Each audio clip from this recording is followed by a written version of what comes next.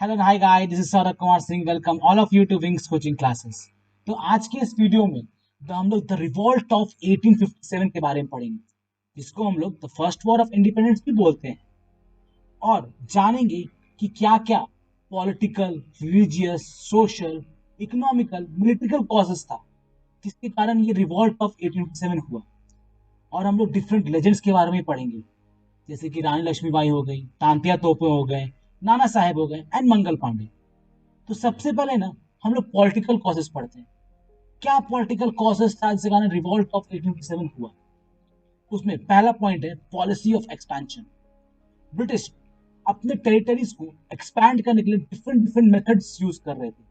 First method है bye outright of Wars, जंग के थ्रू। वो डिफरेंट डिफरेंट बैटल्स लड़े और टेरिटरीज को अपने अंदर एनेक्ट करते गए। जो मेजर टेरिटरी गेन्स था, जहाँ पे जो बड़ा वॉर लड़ा हुआ, जैसे कि बैटल ऑफ बक्सर का बात होता है, जो 1764 में हुआ था, जिसमें ब्रिटिश बंगाल, बिहार, उड़ीसा को एनेक्स कर लिए, मतलब जीत लिए। उसके बाद एंग्लो मैसूर वॉर, जो 1767 टू 1799 तक चला, जिसमें मैसूर को वो लोग एनेक्स कर लिए। फिर बात करते हैं थर्ड एंग्लो मराठा वॉर, जो 1817 टू 1818 तक चला, इसमें पेशवा और मराठा का सारा टेरिटरीज ब्रिटिश अपने अंडर कर लिए। फिर सेकंड एंग्लो सिख वॉर, जो 1849 में हुआ था, फिर Punjab was annexed by the Britishers. ये मेजर टेरिटरी गेन्स था east for the east India company के लिए। अब हम लोग सेकंड मेथड का बात करते हैं। जो रूलर ब्रिटिशर्स के साथ वॉर नहीं करना चाहते, वो उनके साथ अलायंस भी कर सकते थे। ये जो सिस्टम है ना, लॉर्ड वेल्सली इसको इंट्रोड्यूस किए थे। इसको बोला जाता है सब्सिडरी अलायंसेस। जो भी रूलर ब्रिटिशर्स के साथ अलायंस करेंगे ना, उनको कुछ कंडीशन फॉलो करना पड़ेगा। फर्स्ट कंडीशन है कि आप ब्रिटिश को सुप्रीम पावर मानिएगा, accept British as a supreme power. Second condition है उस स्टेट का, उस प्रोविंसेस का जो भी फॉरेन रिलेशन है, वो डायरेक्टली ईस्ट इंडिया कंपनी ही संभालेगी। मतलब उस प्रोविंसेस को कोई भी हक नहीं है अपना फॉरेन रिलेशन मेंटेन करने का। Their foreign relation will be under East India company.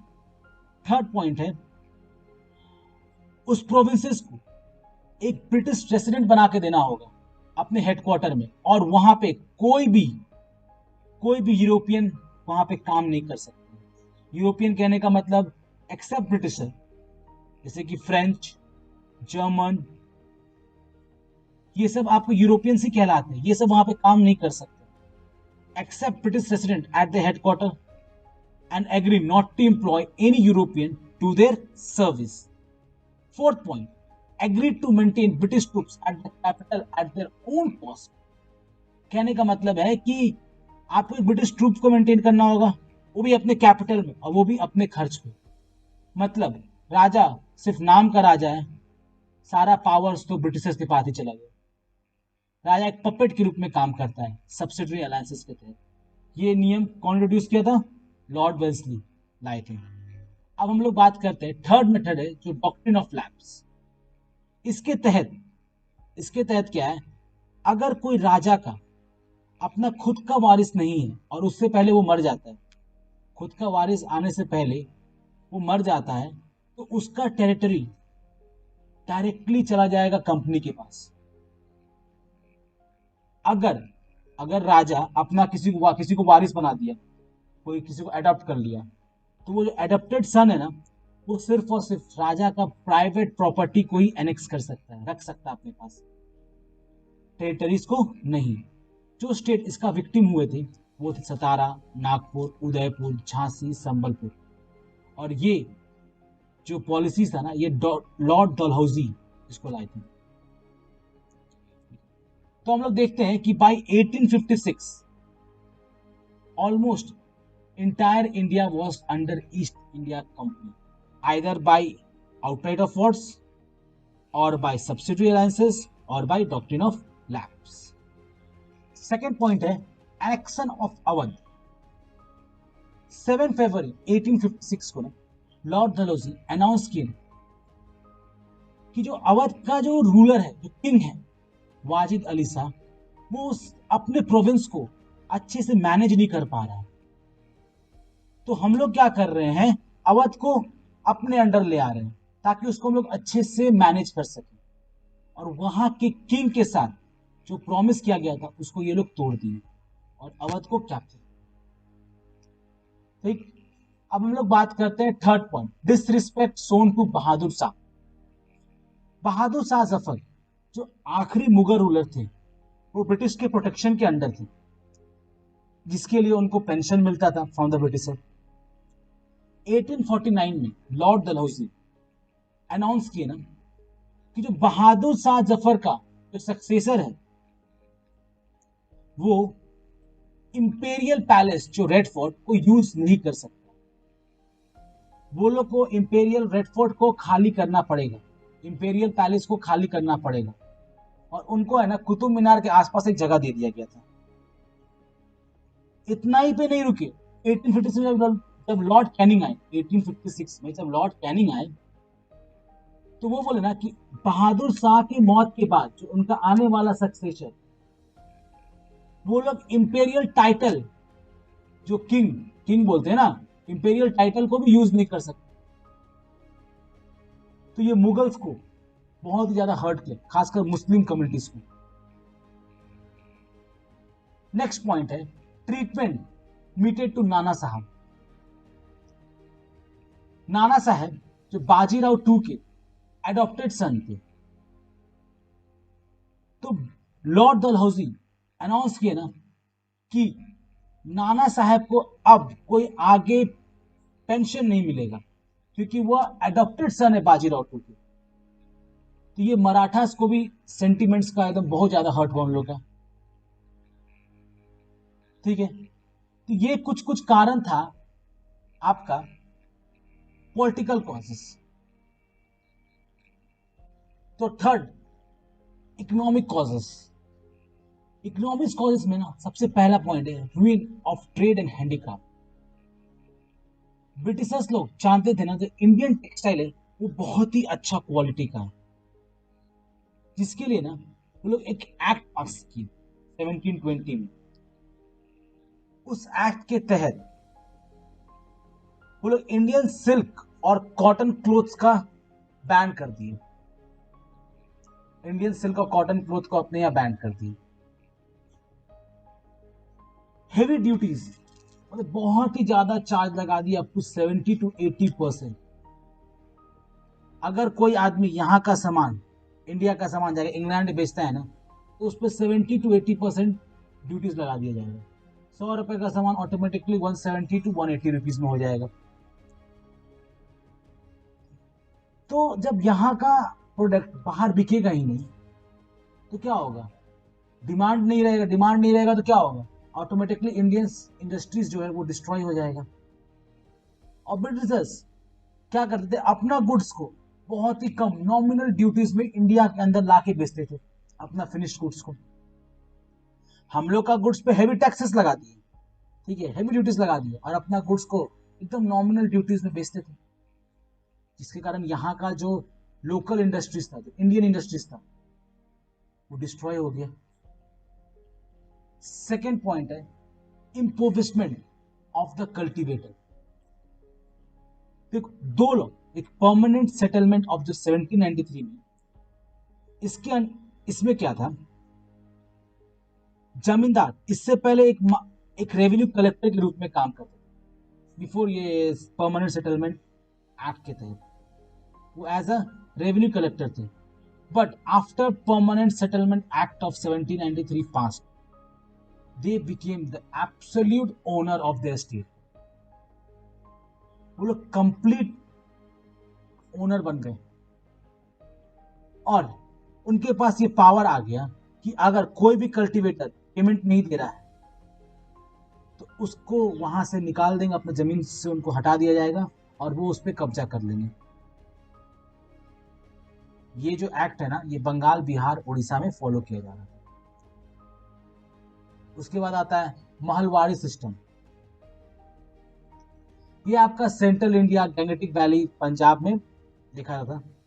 इसके तहत पीजेंट अपना रेवेन्यू गवर्नमेंट को ही देते थे, लेकिन जो गवर्नमेंट ऑफिसर्स थे, जो रेवेन्यू ऑफिसर्स थे ना, वो बहुत ही ज्यादा स्ट्रिक्ट थे रेवेन्यू कलेक्शन में। तो उसके लिए क्या हुआ, अगर वो उतना अमाउंट वो पेमेंट नहीं कर पा रहे, उतना टैक्स वो नहीं दे पा रहे, तो उनका जमीन डायरेक्टली वो लोग छीन लेंगे। तो पीजेंट लोग क्या करते थे, जाके लेंडर के पास जाते थे, मनी लेंडर पास, और वो लोग से लोन लेते थे, और अल्टीमेटली वो कभी भी लोन चुका पाते ही नहीं थे। वैसे भी उनका जमीन उनसे छीन लिया था। थर्ड पॉइंट है, inhuman treatment meted out to the indigo cultivator. मतलब ह्यूमैनिटी का कोई तो सवाल ही नहीं उठता यहाँ पे। ब्रिटिशर्स लोग कुछ कुछ फील्ड को चूज कर दिए कि यहाँ पे सिर्फ और सिर्फ इंडिगो ही उगाया जाएगा, इसके अलावा कुछ नहीं। अगर इसके अलावा कुछ भी आप उगाते हैं तो आपका क्रॉप्स को डिस्ट्रॉय कर दिया जाएगा, पहला। आपका घर को जला दिया जाएगा, दूसरा। तीसरा, आपका कैटल्स को ये लोग पकड़ के, मतलब बांध के ले जाएंगे, पकड़ के ले जाएंगे, मतलब आपको पूरी तरह डिस्ट्रॉय कर दिया जाएगा। तो आदमी लोग डर के मारे इंडिगो उगाएंगे। चौथा है, India reduce to agriculture colony of the British. तो यूरोप में तो इंडस्ट्रियल रेवोल्यूशन बहुत पीक पे था, तो उनको रॉ मटेरियल चाहिए, जैसे कॉटन, जूट, इंडिगो, तो कहाँ से मिलेगा? तो वो लोग इसी रॉ मटेरियल्स के लिए तो एशिया और अफ्रीका में आए थे। वो लोग हर मुमकिन कोशिश किए इंडिया को मेनली एग्रीकल्चरल कॉलोनी बना के रखे अपनी, और अपना रॉ मटेरियल्स यहाँ से लेके जाके अपना फिनिश गुड्स को वापस इंडिया में बेचे। ठीक है, नेक्स्ट पॉइंट है, annexation of rent free land and estate. तो 1852 में इनाम कमीशन के तहत जो भी वहां के बड़े लैंड ओनर्स हैं, ठीक है, उनको अपना कागज को शो करना था, पेपर शो करना होगा, टाइटल डीड, ये जो जमीन है ये आपका है। बहुत से ओनर्स, लैंड ओनर्स ना, अपना पेपर को शो नहीं कर पाए थे, तो कंपनी क्या की, उनका लैंड को अपने अंडर कब्जा कर ली। नेक्स्ट है, लॉस ऑफ लाइवहुड। जब इंडस्ट्रियल रेवोल्यूशन आ गया, ठीक है, वहां का इंडस्ट्री बहुत अच्छा चल रहा था, लेकिन इंडियन इंडस्ट्रीज ऑलमोस्ट सेट हो गए। तो यहाँ के बहुत सारे आर्टिशियंस थे, क्राफ्टमैन थे, वो लोग अपना जॉब खो दिए। वेस्टर्न एजुकेशन के आने से पंडित और मौलवीज लोग, वो लोग भी अब जॉब खो दिए, जॉबलेस हो गए। और ब्रिटिशर्स लोग ना, नेटिव ट्रूप्स, सारे जो नेटिव ट्रूप्स थे, लोकल ट्रूप्स को एबॉलिश कर दिए थे। जो वहाँ पे जो आर्मी, जो सॉरी वहाँ के जो आपके जो पर्सन थे, जो नेटिव ट्रूप में काम कर रहे थे, वो लोग सारे सारे जॉबलेस हो गए। तो ये लॉस ऑफ लाइवहुड हुआ। तो ये कुछ कुछ इकोनॉमिक कॉजेस था जो हम लोग पढ़े। पहला है ruins of trade and handicraft. दूसरा, impoverishment of the cultivator, permanent settlement act और मालवाड़ी सिस्टम था।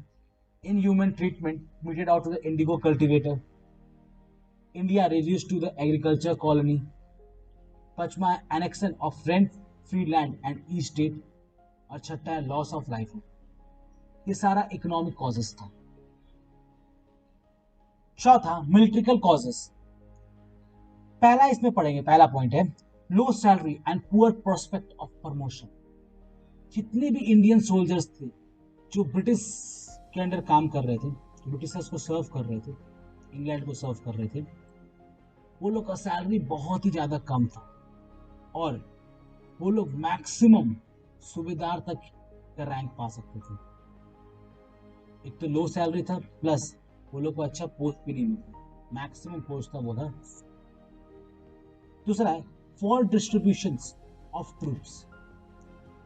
देखो, दिल्ली, इलाहाबाद, ये जो की प्लेसेस था ना, ये सब जगह में कोई भी ब्रिटिश आर्मी था ही नहीं। ठीक है, यहाँ पे कोई ब्रिटिश आर्मी नहीं था, और इंडियन सोल्जर को पता था कि जो ब्रिटिशर्स लोग हैं, जो इंग्लैंड है, वो ऑलरेडी बहुत सारी वॉर आउटसाइड इंडिया लड़ रहे, जैसे कि पर्सियन वॉर हो गया, चाइनीज वॉर हो गया। तो ये लोग को लगा कि अपॉर्चुनिटी है, अगर हम लोग अभी अटैक किए उस पे ना, तो हम लोग जीत जाएंगे। ठीक। तीसरा है disproportion between Indians and British. ये 1857 का पहले तक का बात है। आप देखो वहां पे 45,332 ब्रिटिश सोल्जर्स थे as compare to the 2,33,000 Indians. तो एकता में ही ताकत है। तो यहाँ नंबर ज्यादा था, तो ये लोग का मनोबल बहुत ज्यादा ऊंचा था। चौथा, social distance between the British and Indian soldier. British officers का मानना था ना कि जो इंडियन सोल्जर्स है ना, ये एकदम स्किलफुल है। सॉरी, एकदम स्किलफुल नहीं, एक कुछ भी नहीं इनको आता है, एकदम बुड़बक है। ठीक है, तो ये बात वो लोग को बहुत हर्ट करता था। ठीक। पांचवा है discontent and dissatisfaction in the Bengal army. देखो, जब एंग्लो अफगान अफगान वॉर चल रहा था, जो 1839 टू 1842 के बीच में चला, इसमें बंगाल आर्मी इसमें पार्टिसिपेट किए थे। और वो लोग को है ना, रिवर सिंधु को पार करके जाके लड़ना पड़ा। और उस समय ये मानना था ना कि अगर कोई इंडियन बाहर जाके, कंट्री के बाहर जाके सर्व करता है ना, तो वो अपना रिलीजियस को खो देगा।